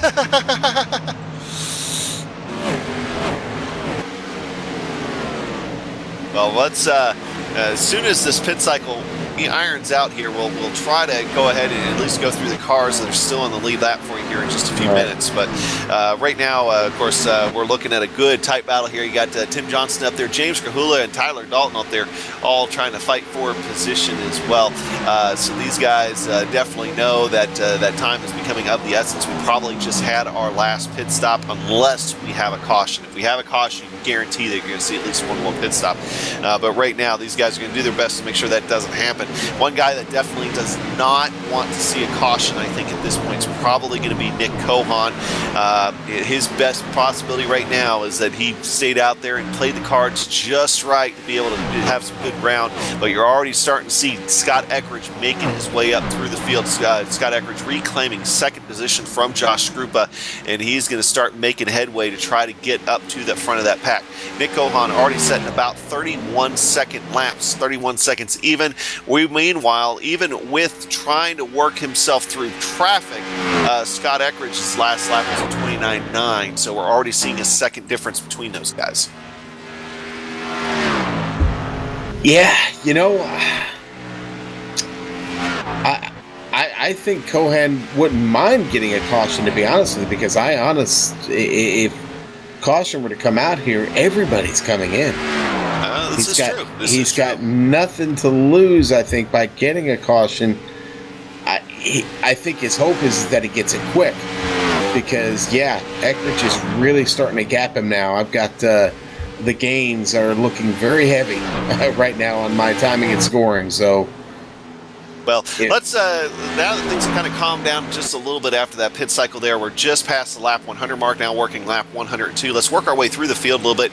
Nick Ohan, at least for the lead lap cars, Nick Ohan here running a pretty good solid race here, trying to do something on strategy in that Steel Horse Racing number 21 Toyota Camry, doing his best out there right now. He's up 23 spots from where he finished to try to lead this race, so he's getting some good experience out there and up front. Of course, behind him, Scott Eckridge trying to do his best to chase him down, and he's doing a pretty good job. He started the race second. He's currently running second, but he has definitely been one of the classes of the field here today. The other class of the field has been Josh Skrupa. He is now running in third. He was your pole sitter earlier on with a great qualifying lap, but he is running in third, but not a free third. He is out there doing his best right now to hold off Gregory McDougall.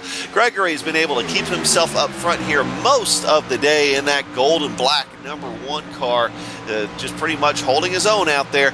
These guys right now are being chased down by Tommy Ryan. Tommy Ryan out there. Tommy Ryan started, I believe, in third position. He is down 2 spots from where he started, but you all know Tommy Ryan. Tommy Ryan, very consistent finisher, almost reminds me of a Terry Labonte type of driver, where you always can count on him being somewhere near the top at the end of the race. Maybe not always wins a lot of races, but it always looks good for him in the point standings, and that's kind of what you're seeing for him here for this year. Behind him, another good guy with a great run. Woodrow Mahan out there didn't even put down a qualifying time, but he's up 26 spots from where he started right now, running in 6th position. He's got John Wilco running a lap down behind him. The next car in the lead lap is going to be Bob Bryant. Bob Bryant running in 7th position right now, kind of in front of a gaggle of cars. That gaggle of cars includes Tim Johnston right now running in 8th position. You've got Yazik back there. James Grahula looks like Brian, doing his best right now to try to get around James Grahula. And of course, the guy that has been on Brian Yazik's rear bumper for most of the afternoon, Thomas George out there now. He is doing his best out there to try to follow Brian Yazik up through this little pack and try to get some spots back. Of course, these guys, right when that last pit cycle happened, at the tail end of that run, those two were some of the fastest cars on the racetrack. Okay, so of course James Grahula is now fallen to the back of that little pack, so we move back on to Paul Pepper running in 12th position. Really good run out there for Paul Pepper out there for today, as he has been able to come up almost 15 spots, I believe, from where he started at this afternoon. Tyler Dalton. Tyler was able to spend a little bit of time up at toward the front of this pack as well, but he has since fallen off with the pit cycles. He is currently running in 13th position. He is down 5 positions from where he started. Last car on the lead lap is going to be Randy Yoakum. Steve Ritter. I saw Randy Yoakum pop up on the screen, so had a Freudian slip like Sean Ambrose did earlier. So we're even, Sean. But Steve Ritter is out there. Steve, of course, is down just a spot from where he started his own Steel Horse Racing machine. But a lot of guys out there running competitively here in the lead lap. So, Sean, definitely, I think while I was talking there, I think we had a change for the lead. We did, and it looks like Eckridge has climbed the mountain and now got himself back in the lead again. And it's those tires. Yeah, it's those tires. It's those tires, and it's also a really fast driver in Scott Eckridge. He's no slouch. Very true. Yeah. Very true. You know what, though? I cannot get off this battle that's going on right now here. For 6th place, it's Yazik now making the move on Mahan. Out of 4, down to the inside. Yazik going to take the position away, get himself up to 6th place. Mahan going to continue to fight on the outside. Here comes Thomas George, still part of the picture. This has been going on for several laps now. These guys have been fighting. Yeah, I really like how Yazik and George have just been able to work their way through that pack together. And now, that pack that they were running with here, that Woodrow Mahan was also a part of, so he kind of ran up there in front of them. You can see how far back they've already gotten. They've already fallen compared to what Yazik and George are doing. Yazik and George both setting lap times right now about 30.7, 30.8. Meanwhile, up front, just to give you an idea, Scott Eckridge is about 30.7. So that hasn't fallen off to that point, but these guys are quite a bit faster still than Gregory McDougall, Josh Skrupa, Nick Cohan, So they definitely do have potential here, as now they're coming up on the likes of Tommy Ryan to be able to still get a few more spots out of this race. In fact, it looks like Yazik is going to make easy work here at Tommy Ryan as they go into one. Thomas George getting a little hung up a little bit more behind Tommy Ryan, not able to quite get to the back bumper of Brian Yazik again just yet, but Tommy Ryan hanging tough in there. He definitely doesn't want to give up a spot with now about 22 laps to go in this race, but not going to be able to hold Thomas George here going on. Yeah, out of 4. Thomas George going to have the inside line and get around him. So now they set their sights on a couple of lap cars. You got Randy Yoakum in front of Brian Yazik and John Wilco as well.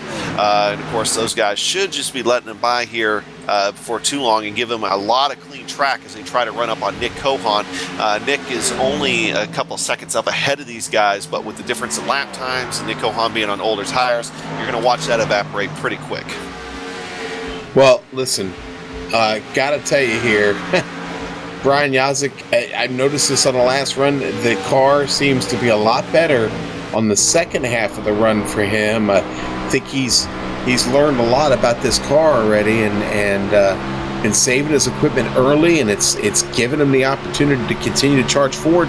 Now only just about a second behind Nick Cohan, and that's a little under 4 seconds behind Skrupa now. There could be a podium position still available with Yazik with 20 laps to go across the line. Yeah, these guys definitely have a head full of steam, and once again, it's shaping up to be the fact that they are some of the fastest cars on the track right now between himself and Thomas George. So almost, exactly the same as what happened toward the tail end of that last run there. Josh Skrupa still a good ways up, but with Gregory McDougall now getting ahead of him, these guys, if their lap times have fallen down to about 31.2 or so, where granted Yazik and George are working their way around lap traffic, they were still faster, even having to try to get around traffic. So they definitely have their sights set and do have enough time. The one guy I do not think they have enough time to catch, at least at this point, even is going to be Scott Eckridge, who is definitely, he set sail. Sayonara. He's doing everything but waiting to see that white and checkered flag here in just a little bit, which we'll get here before too long. All he's got to do at this point is just keep the car clean. But at the same time, I keep on saying but at the same time, that's the truth. If we do end up having a late race caution here and Yazik and George are able to get up there, you know that their cars are fast. They could be somebody to make waves here toward the tail of this race. It very well could get very exciting if we end up with a caution with, say, 10 laps to go. Boy, I'll tell you, that would almost be a shame at this point. I got a little worried there early when we caught those 2 caution flags within the first 15 laps. I began to wonder what kind of race this was going to be. It's been a great race, and I think a caution flag would be just a bother at this point. Let them race, baby. Got a great one going on here. Still battling for positions out here. There's Thomas George hanging on the 5th right now. I'm back here watching. It's still a really good battle back here for 7th place. Tim Johnston trying to hold off Paul Pepper. They're reeling in Nick Cohan. Oh, Ricky Harden. Ricky Harden having trouble coming out of 4. Gets off into the grass. Ooh, still trying to hang on to it. Yes, sir. Boy, he's got his hands full. The North Star Chevy, a little beat up tonight. Not been the best night for Ricky. He's hanging in there, though, in 19th. I'm going to take a look at the replay here and see exactly what happened to him. Oh, that back end. Yeah, he's just down into the grass. A way to hang on to it by Ricky Harden there.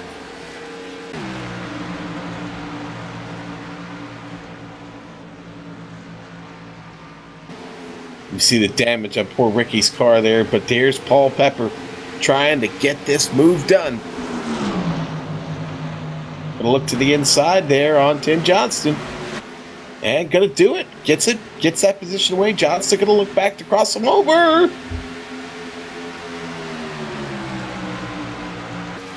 Whew. Well, we knew that battle was gonna heat up.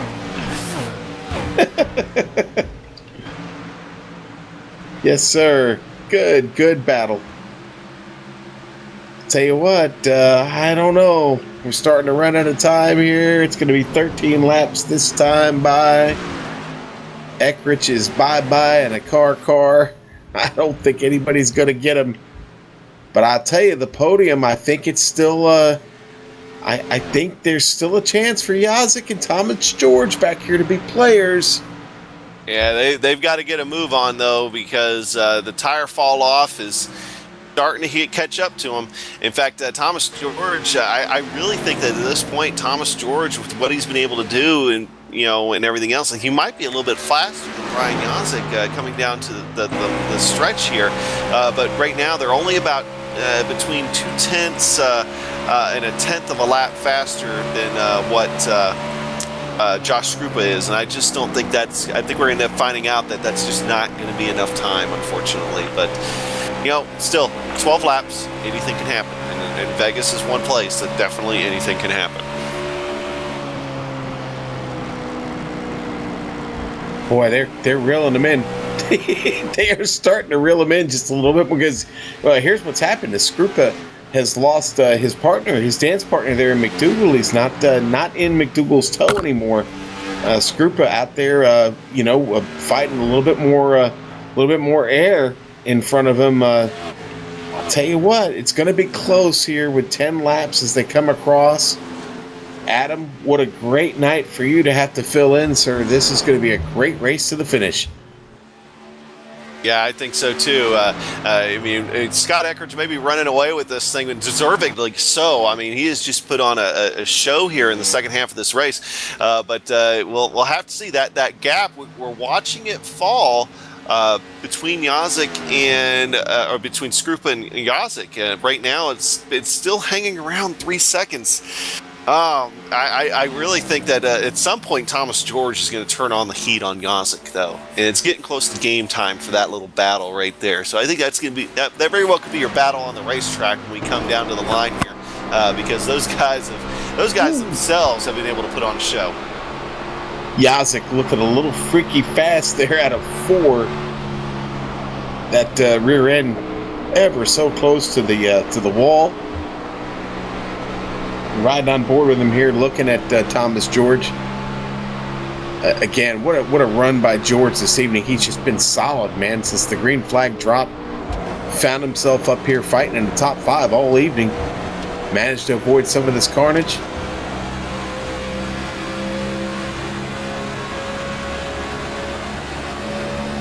And we say carnage, but really we had a couple of early cautions, and then ever since then, it has been green flag solid racing going on. In fact, I think we've been green flag now since lap I think 19. I think lap 19 is when we get that's when we got green. Restarted, right? So, that last caution came out on 15. Yeah, so of course we had those 2 early cautions. Of course, that second caution.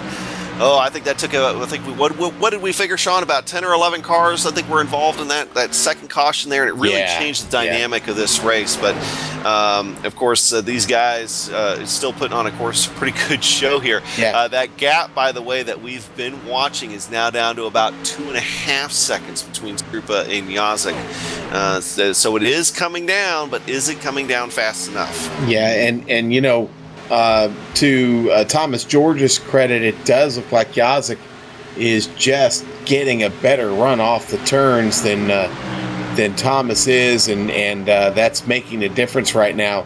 I don't know if Thomas is going to have anything left for him here. He's going to need a lot of help, but Yazik continues to close this gap here between him and Skrupa. Now we got a lap car though of Gerald Livingston that's gotten into the mix in between him. That could help Yazik. That could help Skrupa just a little bit. Yeah, Skrupa doing a really good job of just hanging on at this point. That car has got a lot of laps on it. 40 laps when he gets around this next time for Skrupa, compared to Yazik's 35 laps for him. So 5 laps difference in those cars. We've seen how much of a difference that makes in time, but unfortunate for Yazik, he is running out of it now with just 4 laps to go when they come across the line.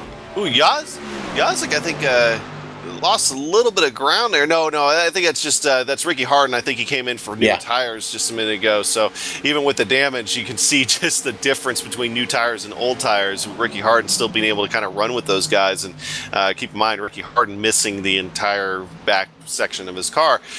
So still, that's new tires though for you there.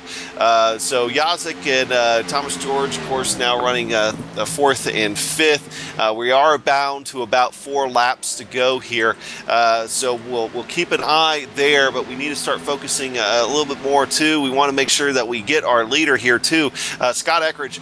Can't say enough about Scott Eckridge's run here for today, and you can just see it.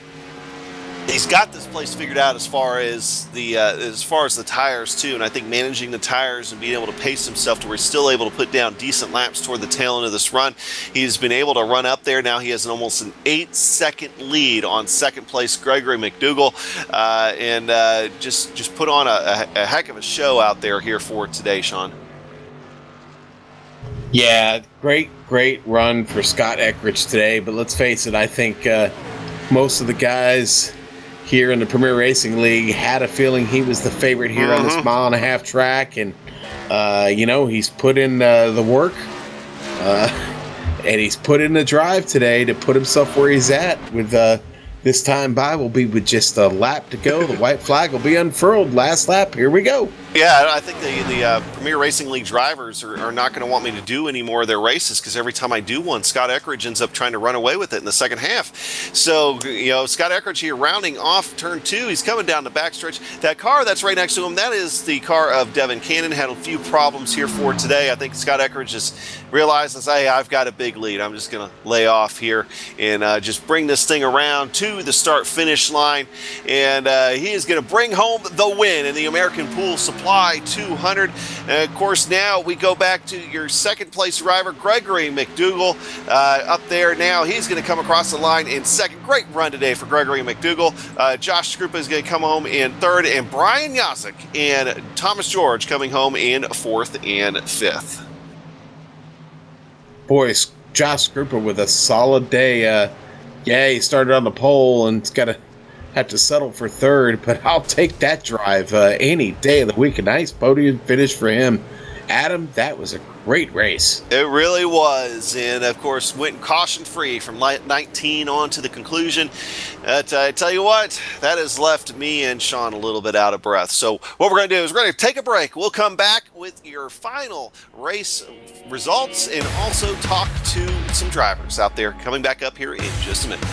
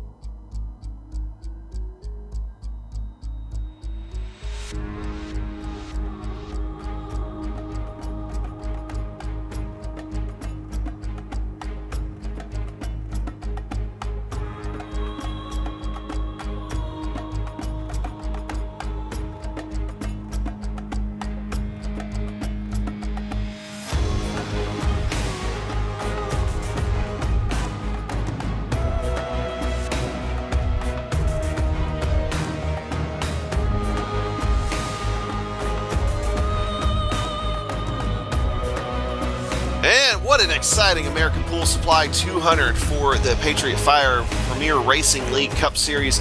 And put on a great show. Scott Eckridge, of course, running away with it there in the second half of the race. We went caution-free from about lap 19 onward. And this is your final result. Scott Eckridge in that 70 machine coming home in first. Second place, Gregory McDougall, about 7.79 seconds. Hey, Josh Krupa ended up being able to stay up there just fast enough on older tires to hold off. Brian Yazza coming home in fourth and Thomas George in fifth. Paul Pepper in sixth position. James Kahula coming home in seventh. Tim Johnston in eighth position. Tommy Ryan with another consistent top 10 finish from Tommy Ryan coming home in ninth position. 10th position belonging to Bob Bryant. Sean? All right, then we'll drop back to 11th, and that's going to be Woodrow Mahan. Steve Ritter going to finish 12th tonight. Nick Cohan, 13th. Tyler Dalton, 14th. Reed Rundell, 15th. Gerald Livingston, 16th. 17th, going to go to John Wilco. Justin Rodden, 18th. Brian Mellendorf, 19th this evening. Tough night for Brian. Randy Yoakum going to round out your top 24 laps down. Yeah, coming home in 21st position. Are starting to get into some of these guys that got caught up in some of the unfortunate accidents there right at the start of the race. Ricky Harden in 21st position. He 21st position, but missing the rear half of the rear plate on his car. So he's able to at least bring it home that far. 21st for Ricky Harden. 22nd position, Devin Cannon. 23rd position, tough break for Rhett McBride here tonight. 24th, Calvin Filarski. Rick Thompson in 25th. Jeff Ward, real tough break for Jeff Ward. He was running up front much of the race up until his problem. 26th position. 27th position belongs to Don Runkle. 28th, Travis McQuestion. 29th, Adam Blattle. And 30th position, Dan Murray. And I'll go ahead and round it out here real quick. 31st position belonged to Norman Plater, the third here in the 56 car. 32nd, Drew Carroll. Michael Krobach starting in 33rd. And Joshua King finished in 34th position. RJ Williams did not take the grid here today. So, Sean, fantastic race out there. I do believe you've caught up with our race winner, Scott Eckridge. Scott, big win tonight here at Las Vegas Motor Speedway and the American Pool Supply 200. Congratulations, sir. Thank you. Scott, you kind of ran away with it tonight. What was the key to tackling Las Vegas? Yeah, we're on a new build, so I don't think anybody really knew what the key was going to be going into this. Just kind of everyone was feeling it out as we went. I knew the short pit strategy, given, based on the caution we had earlier, probably wasn't going to pan out unless we started having more cautions. So I opted for that longer run strategy. It seemed like me and my teammate Brian really was really holding down the speed on the long run side of things. So figured that was probably our safest bet on bringing home a win from either one of us. Well, Scott, you talked about the new build, this 2017 rules package now on the Cup car. What are your thoughts? And the immortal words of Kyle Busch. I'm still not a very big fan of these things. Can't stand to drive them. They suck. Okay. Well, hey, listen. You're the points leader right now, and you're the man of the hour. And if that's how you feel, then hey, I'll take it, man. All right. So now, what does everybody do? What does everybody need to do to get on top of it? I guess we're just going to need to put down laps and get some practice in. Yeah, and in all seriousness, it seems really really crazy for the first few laps. Towards the end of those runs, I felt like was probably much better than what we had seen previously. So I can't get them too hard for that. It does start feeling pretty good towards the end of those runs. All right. Well, a big victory tonight, and you're showing your dominance here early. I'm going to call you out. Tell the rest of the guys, what do they got to do to beat you this season? Yeah, I don't. There's not really one thing you can do. These things are big time. A lot of them are luck. A lot of it's just if you're in the top 10 speed, you got to have that first. So you gotta work on your qualifying to stay out of those early wrecks. Just nailing the strategy and hoping you don't have cautions fall against you. That's about all you can do. All right. Well, we head to another 1.5-mile track next week. Go to Big Texas Motor Speedway. Are you ready? Yeah, Texas last year was really good to me. I guess we'll see how this build goes. Looking forward to it, and can't wait to get there with my team. All right. Hey, congratulations, Scott. Big win for you tonight. Ready to head to Texas, and we'll see you there next week here on the Global Sim Racing Channel. That was Scott Eckrich, your big winner. And Adam, I think you have caught up with our second place finisher this evening, Gregory McDougall. Yeah, of course, Greg, you're one of those guys that it seemed like every time we looked at the top 5 tonight, there you were. It almost didn't matter the pit cycles there, but a pretty interesting race for you, wasn't it? Yeah, it was. I wasn't sure exactly what to expect with the new build. I didn't have a whole lot of time to practice before the race. So we got in there today and I ran some laps and I noticed right away that it handled way different than it had in the past. It seemed like the stability was there in the longer run than we had before. Still not sure I'm a big fan of it yet. I think it's almost a little too easy to drive. Well, you kind of rounded out what my next question was going to be for you about what you thought about kind of the lower downforce there. So hey, you read my mind. But of course, you're kind of left in the precarious position of having to try to do your best to try to catch up to Scott Eckrich. Of course, he just ran away with it. But with the pit stop cycles, how did that end up working out for you? Where the cautions fell early on, and where you ended up and being able to stay up front all day long? Yeah, me and my teammates were talking through the race. We wasn't sure if we wanted a short cycle or stay out in the long run, but we were looking at my speeds, and I felt like I was a good bit faster than everybody except for Scott, obviously, in the longer run. So we just went with that strategy. We stayed out, and we were hoping we didn't get a caution, and we didn't. It was a good, clean race. So that was our strategy. Well, Greg, anybody you would like to thank here real quick before we let you go? Yeah, I'd like to thank Craig and Will on the team. They've been spotting for me when they can the last couple of weeks, and I really appreciate those guys. They're a huge help. All right. Well, hey, congratulations again on a second place finish here. Nice, solid finish for you today here. Gregory McDougall, ladies and gentlemen. And I believe we are going to go ahead and grab Scott Eckrich in here real quick. And Sean's caught him. Oh, Scrupa, excuse me. We'll go grab Scrupa here real quick. Yeah, we already talked to Scott. Talked to Scott Scrupa. Man, I'm telling you, I'm having one of those kind of nights. No, I am too, apparently. Our apologies to Josh. We just moved him like 3 times. He's probably wondering what's going on. But Sean, go ahead and talk to Josh here real quick. All right, Josh Scrupa. Hey, buddy, what a run tonight.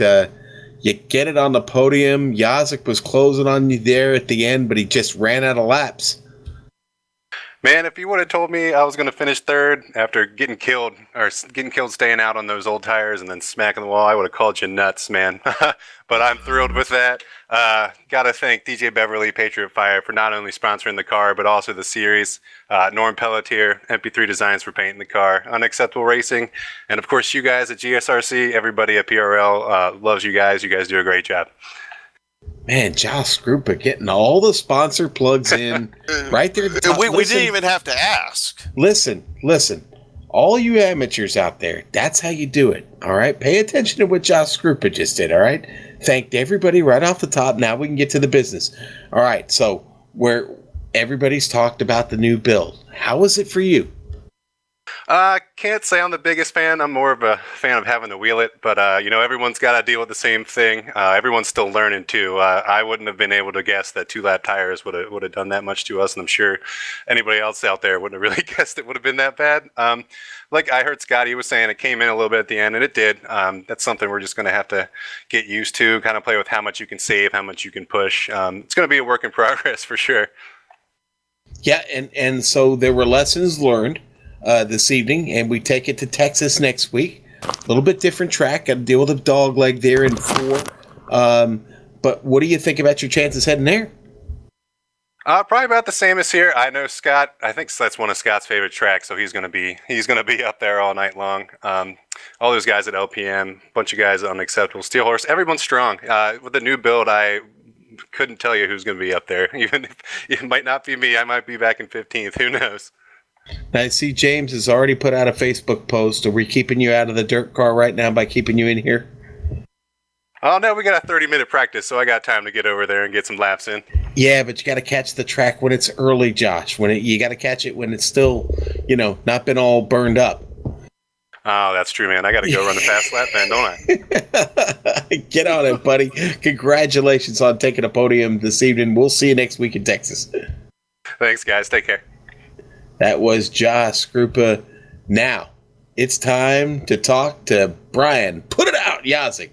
Adam's caught up with it. No, I think we just need to say 2 words to Yazik, and I think that's go faster. Yeah, that's pretty simple. I mean, you ask Scott what the secret to beating him is, and you got to turn more left, and you got to go faster. I mean, that's as simple as it gets. Oh, that's right. Hey, you had a little bit of a dancing partner there with Thomas George through much, I think, of almost the last 3/4 of the race, even through some pit cycles and everything else. In the two of you there for a little while were the 2 of the fastest cars on the racetrack. Did you think maybe you could pull off a little strategy at any point and try to do something with Scott and Greg and Josh and all them, or were you just kind of biding your time and hoping something else would happen? Well, I mean, Scott and I were on the same strategy, and through the run. I mean, I'm much more of a long run person. I can't really hot lap much to save my life. Every once in a while, the clouds align and lightning strikes, and I get it right. But much more of a 5-lap, 10-lap, 15-lap sort of driver. So those long runs were perfect, and George was kind of hanging out, and I mean, crap, it was almost like Daytona or something. He was just every time I looked up in the mirror, there's that damn Snap-on logo on the hood backwards. Well, and of course, you both worked excellent together, getting through traffic and everything else. So he ended up being a good dancing partner for you, a lot like how he would have been probably at Daytona or Talladega there. So it ended up working out for both of you guys, I guess, with a 4th and a 5th position race here today. So congratulations once again on a 4th position, start up quite a ways from where you started. Anybody like to thank here real quick, other than me and Sean? Well, of course, you, Sean, Amjad, he's over in the director booth being all quiet. GSRC Patriot Fire for sponsoring the whole series. DJ Beverly's a really, really big friend of the sim racing community here, so we really appreciate his support. HPPsimulation.com, simracingapps.com, Loud Pedal Motorsports. We got we swept the top 5 last week, and we got 1st, 4th, and 6th tonight. So. That's not too bad. Really happy for Scott. I think that's the 14th win in team history. So we're not gonna complain about that. But it was all right. It was a great race. People are gonna complain about the way that the car drives, and it's just different. That's all it boils down to. Is just it drives so different than everything else before. But we took this HPPsimulation.com Ford Fusion and wheeled her up to the front and had a whole lot of fun doing it. Well, that's That sounds about right. Now I'm guessing you're getting ready to go run some dirt. Is that right? Hell no, my knee hurts. Did you see how long that last run was, man?